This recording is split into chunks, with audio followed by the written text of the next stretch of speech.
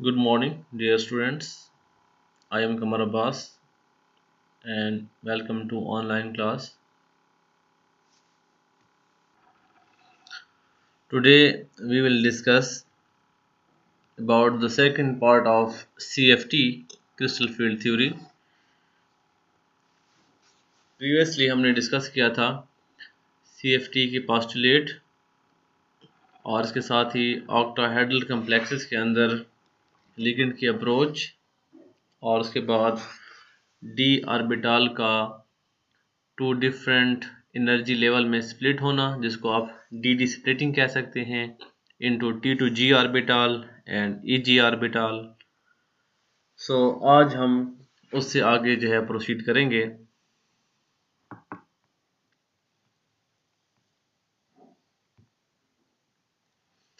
आज हम डिस्कस करेंगे crystal field stabilising energy and its calculation. लेकिन इससे पहले थोड़ा सा हम वापस चलते हैं, रिवाइज करते हैं। एज वी नो दैट किसी भी लिगेंड की अप्रोच करने से पहले सेंट्रल मेटल एटम के पास 5d ऑर्बिटल्स होते हैं। All orbitals are degenerate.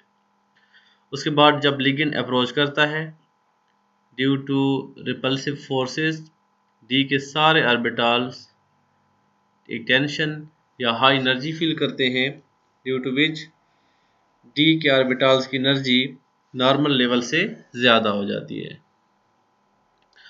उसके बाद क्योंकि लिगेंड एक्स वाई या जेड एक्सिस से अप्रोच करते हैं तो वो ऑर्बिटल जो ऑन द एक्सिस होते हैं उनकी एनर्जी ज़्यादा हाई हो जाती है, जिनको आप ईजी सेट ऑफ ऑर्बिटल कहते हैं, और इनकी एनर्जी नॉर्मल एनर्जी से 0.6 डेल ओ ज़्यादा हो जाती है। जबकि वो ऑर्बिटल जो बिटवीन द एक्सिस होते हैं उनकी एनर्जी नॉर्मल एनर्जी से 0.4 डेल ओ या डी क्यूब लेवल कम हो जाती है, जिनको आप t two g set of orbital कहते हैं। अब क्रिस्टल फील्ड स्टेबलाइजिंग एनर्जी क्या चीज़ है? क्रिस्टल फील्ड स्टेबलाइजिंग एनर्जी को आप डेल ओ या डेल नॉट से रिप्रेजेंट करते हैं and this is equal to electron present in t two ji orbital multiply by 0.4 minus electron present in e ji orbital into 0.6। E g orbital में हर electron की energy को मल्टीप्लाई करते हैं 0.6 से और टी टू जी ऑर्बिटल के हर इलेक्ट्रॉन को मल्टीप्लाई करते हैं 0.4 से। For example we have D1 configuration, the element is titanium +3। जब D में एक ही इलेक्ट्रॉन होता है तो वो टी टू जी में होगा और इस तरह Eg में कोई भी इलेक्ट्रॉन नहीं है तो इसकी टोटल एनर्जी हो जाएगी 0.4 into 1 equal to 0.4। If D में 2 इलेक्ट्रॉन्स हैं, for example vanadium +3 and zirconium +2, तो दोनों T2G में होंगे तो इसकी एनर्जी हो जाएगी 0.4 इंटू 2 0.8। इसी तरह D में 3 इलेक्ट्रॉन हो T2G में तो इसकी एनर्जी हो जाएगी 1.2। अगर D में 4 इलेक्ट्रॉन हो तो वो अकॉर्डिंग टू हुन्स रूल सब ऑर्बिटल्स में एक एक इलेक्ट्रॉन होगा और इस तरह 0.4 इंटू 3 ये T2G के 3 इलेक्ट्रॉन हो जाएंगे माइनस 0.6 इंटू 1 ये Eg का एक इलेक्ट्रॉन, नेट एनर्जी चेंज आएगा 0.6। इफ D में 4 इलेक्ट्रॉन हैं, इफ डी में 4 इलेक्ट्रॉन है लेकिन लो स्पिन में, what is the meaning of low spin यह हम नेक्स्ट स्लाइड में देखेंगे। लो स्पिन से मुराद है कि सारे इलेक्ट्रॉन अगर 4 हैं और 4 के 4 जो है वो टी टू जी में पाए जाएं तो फिर ईजी में एक भी इलेक्ट्रॉन नहीं होगा तो इसकी एनर्जी हो जाएगी 1.6। इसके बाद हमारे पास D5 कन्फिग्रेशन आयरन +3 के लिए है, इसकी भी 2 कन्फिग्रेशन है। एक हमारे पास है लो स्पिन, हाई स्पिन में सारे इलेक्ट्रॉन अनपेयर्ड होंगे और उसके लिए हमारे पास 3 इलेक्ट्रॉन होंगे T2G में और 2 इलेक्ट्रॉन होंगे EG में, तो ये आपके पास उसकी नेट एनर्जी चेंज आएगा दैट इज़ 0। लेकिन अगर वो है लो स्पिन में इलेक्ट्रॉन पेयर्ड हैं तो 5 इलेक्ट्रॉन हो जाएंगे T2G में, जबकि EG में एक भी इलेक्ट्रॉन नहीं होगा तो इसकी नेट एनर्जी जो क्रिस्टल फील्ड स्टेबलाइजिंग एनर्जी है वो हो जाएगी 2। इसी तरह हम D6 के लिए भी 2 स्पिन में कैलकुलेट कर सकते हैं और D7 के लिए भी 2 डिफरेंट स्पिन में कैलकुलेट कर सकते हैं। आप चाहें तो वीडियो को पॉज करके ये कैलकुलेशन कर सकते हैं। अब हम देखते हैं कि magnitude of crystal field splitting or del O or 10 dq. The magnitude of crystal field splitting depends upon, यानी दो T2G और EG लेवल में जो स्प्लिटिंग है, जो दो डिफरेंट लेवल्स में कन्वर्ट हो जाना, ये किस चीज़ पे डिपेंड करता है? Depends upon two factors. First factor is size of metal. क्या फैक्टर है? Larger metal, larger splitting, and higher oxidation state, larger splitting. That's mean metal जितना बड़ा होगा उसकी स्प्लिटिंग जो है T2G और EG में उतनी हाई एनर्जी डिफरेंस होगा, जबकि अगर मेटल की ऑक्सीडेशन स्टेट हाई है तो भी स्प्लिटिंग ज़्यादा होगी। Second case is ligand, and ligand की जो नेचर है वो स्पेक्ट्रोकेमिकल सीरीज में हम देख चुके हैं। स्ट्रॉन्गर लिगेंड जो होते हैं वो ज़्यादा स्प्लिटिंग काज करते हैं as compare to weaker ligand. This is the trend of increasing order of ligand strength. इसमें अगर आप देखें स्पेक्ट्रोकेमिकल सीरीज में इंक्रीज है तो फिर डेल्टा पे इंक्रीज होगा। यहाँ पर हमारे पास कुछ कम्प्लेक्सेस हैं क्रोमियम के, जो कि एक फ्लोराइड के साथ बनाया गया है, एक वाटर के साथ, एक अमोनिया के साथ और एक साइनाइड के साथ। 4 डिफरेंट कम्प्लेक्सेस हैं और इनके 4 डिफरेंट कलर्स हैं, जो कि ये शो करते हैं कि बाय नेचर इनके अंदर स्प्लिटिंग डिफरेंट हुई है। अब बेसिकली क्रोमियम जो है तमाम केसेस में क्रोमियम के इलेक्ट्रॉन जो है वो 3 इलेक्ट्रॉन हैं इसके पास, और वो इलेक्ट्रॉन T2G ऑर्बिटल्स में प्रेजेंट हैं और इसकी EG set of orbital empty है। तो इनके दरमियान जो स्प्लिटिंग गैप नज़र आ रहा है, जो कि बाद में कैलकुलेट भी किया जा सकता है, उसमें क्या नज़र आ रहा है कि जब भी लिगेंड की स्ट्रेंथ इंक्रीज होती जाती है, दो एनर्जी लेवल्स में गैप बढ़ता जाता है। तो हम कह सकते हैं कि क्रिस्टल फील्ड स्प्लिटिंग जो है वो डेल्टा वो ज़्यादा होगी अगर लिगेंड की स्ट्रेंथ ज़्यादा हो, इनमें एनर्जी गैप ज़्यादा होगा, और इसी ज़्यादा गैप की वजह से कलर भी चेंज होता है। कलर फिनोमेना आगे हम जाकर डिस्कस करेंगे।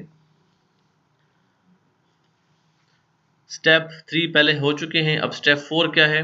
Arrangement of the DN configuration of central metal atom in T2G and EG set of orbitals. T2G में और EG सेट ऑफ ऑर्बिटल्स में इलेक्ट्रॉन की प्लेसमेंट जो है, इससे हम डिस्कस कर सकते हैं as low spin and high spin complexes.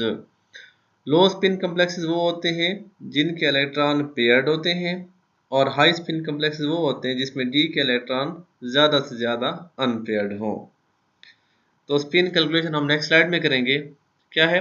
To define the arrangement of the DN electrons of the central metal atom in octahedral complexes, at first we have to define the spectrochemical series. Spectrochemical series क्या है? It is the increasing order of strength of the ligands. इसमें हमारे पास different ligands हैं जिनकी increasing order of strength की base पर उनको arrange किया गया है,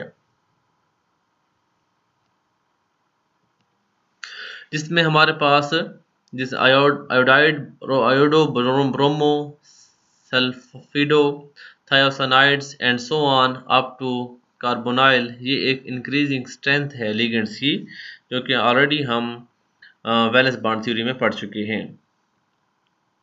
अब है डिस्ट्रीब्यूशन ऑफ DN इलेक्ट्रॉन और उनकी कन्फिगरेशन। देखें हाई स्पिन कम्प्लेक्सेस और लो स्पिन कम्प्लेक्सेस में क्या फ़र्क है।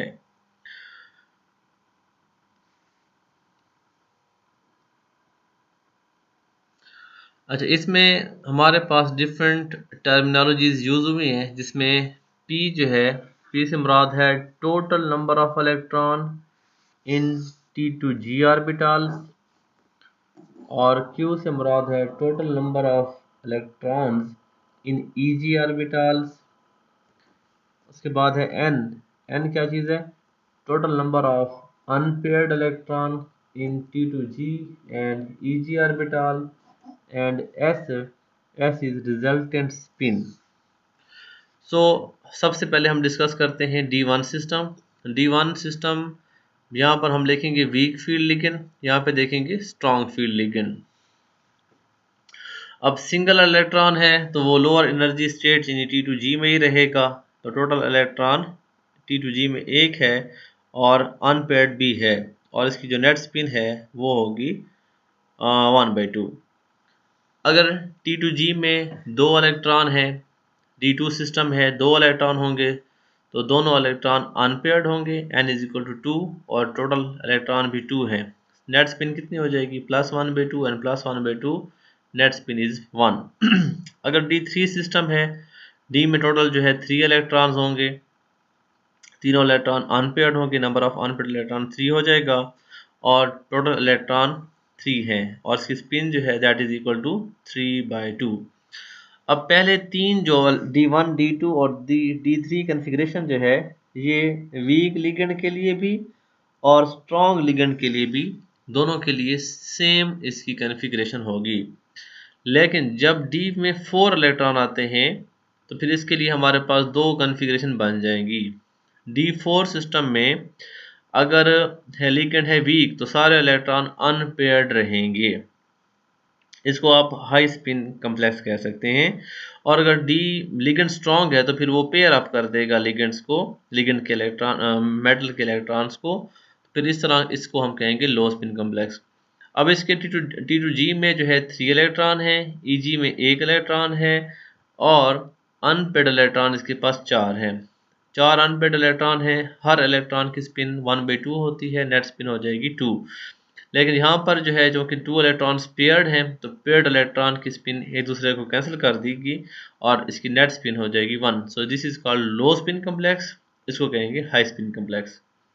D5 सिस्टम के लिए आपको पता है कि D में 5 इलेक्ट्रॉन है और 5 इलेक्ट्रॉन अनपेयर्ड हैं, सो टोटल इलेक्ट्रॉन इसके पास 5 अनपेयर्ड हैं और नेट स्पिन हो जाएगी 5/2 which is also known as 2.5।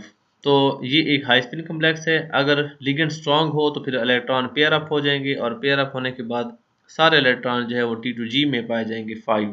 तो इस तरह इसके पास सिर्फ एक ही इलेक्ट्रॉन फ्री रह पाएगा और उसकी नेट स्पिन जो है दैट इज इक्वल टू 1/2 और हाफ।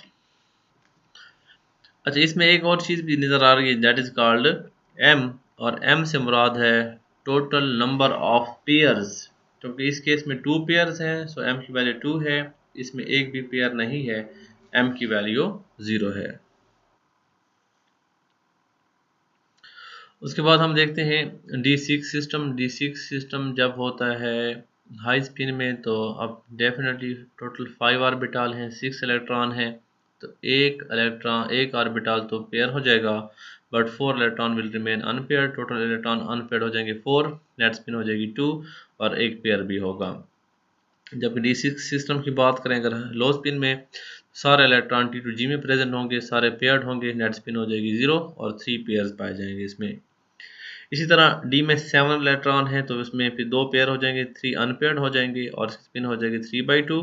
जबकि अगर ये हाई लो स्पिन में हो तो फिर नीचे 6 इलेक्ट्रॉन हो जाएंगे पेयर, एक इलेक्ट्रॉन हो जाएगा अनपेयर और इस तरह इसकी जो है टोटल स्पिन हो जाएगी that is equal to, it should be 1.5, 1/2 इसको होना चाहिए 1/2 और इसमें 3 पेयर्स पाए जाएंगे। इसी तरह अगर D8 की बात करें तो 6 इलेक्ट्रॉन हो जाएंगे pair in low energy state that is T2G, 2 electron हो जाएंगे ओनली अनपेयर्ड, नेट स्पिन हो जाएगी 1 और इसमें जो हाई स्पिन है उसकी भी सेम हो जाएगी। इसके बाद जो नीचे वाले 3 केस हैं D8, D9 और D10, इनकी लो स्पिन और हाई स्पिन दोनों वैल्यूज़ बिल्कुल सेम रहती हैं बिकॉज इसके अलावा कोई और पॉसिबिलिटी बनती नहीं है। लिहाजा हम कह सकते हैं कि D1, D2 और D3, सिमिलरली D8, D9 और D10, ये 6 जो कन्फिग्रेशंस हैं ये लो स्पिन और हाई स्पिन में बिल्कुल सेम होती हैं। इसके अलावा जो है D4, D5, D6 और D7, ये 4 कन्फिग्रेशन ऐसी हैं जिसमें लिगेंड की नेचर से कम्प्लेक्स की नेचर पे फ़र्क पड़ता है। अगर लिगेंड है स्ट्रॉन्ग तो एक वीक फील्ड स्ट्रॉन्ग लिगेंड है तो फिर लोअर स्पिन कम्प्लेक्स बनता है जो कि बेसिकली लेस पैरामैग्नेटिक या फिर डायमैग्नेटिक भी हो सकता है। जबकि अगर लिगेंड है वीक तो फिर सेंट्रल मेटल एटम के इलेक्ट्रॉन जो है वो पेयर अप नहीं होते, और इस तरह वो कॉम्प्लेक्स जो है वो हाई स्पिन कॉम्प्लेक्स कहलाता है, जो कि पैरामैग्नेटिक होता है।